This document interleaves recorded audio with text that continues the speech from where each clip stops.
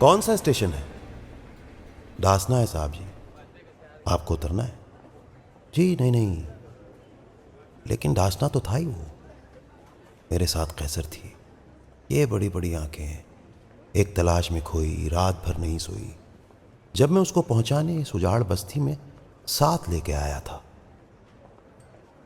میں نے ان سے پھر پوچھا، آپ مستقل شاید ڈاسنا میں رہتے ہیں؟ جی، یہاں پہ کچھ میری سوت کی دکانیں ہیں، کچھ طعام خانے ہیں. میں سنا کیا بیٹھا. بولتا رہا وہ شخص، کچھ زمینداری ہے. میرے باپ دادا نے کچھ مکان چھوڑے تھے، ان کو بیچ کر میں نے کاروبار کھولا ہے. اس حقیر بستی میں کون آ کے رہتا تھا؟ لیکن اب یہی بستی ممبئی ہے، دلی ہے. قیمتیں زمینوں کی اتنی بڑھ گئیں صاحب. ایک زمین ہی کیا ہے، کھانے پینے کی چیزیں، عام جینے کی چیزیں، بھاؤ 10 گنے ہیں اب. بولتا رہا وہ شخص. اس قدر گرانی ہے، آگ لگ گئی جیسے. آسماں حد ہے بس.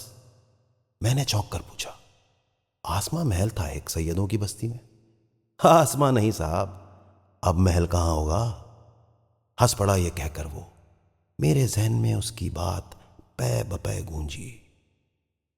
اب محل کہاں ہوگا؟ اس دیار میں شاید قیصر اب نہیں رہتی. وہ بڑی بڑی آنکھیں اب نہ دیکھ پاؤں گا. ملک کا یہ بٹوارا لے گیا کہاں اس کو؟ ڈیوڑی کا سناٹا اور ہماری سرگوشی. مجھ سے کتنے چھوٹے ہو. میں نے کچھ کہا تھا پھر، اس نے کچھ کہا تھا پھر. ہے رقم کہاں وہ سب؟ درد کی گراں جانی، میری شعلہ افشانی، اس کی جلوہ سامانی. ہے رقم کہاں وہ اب؟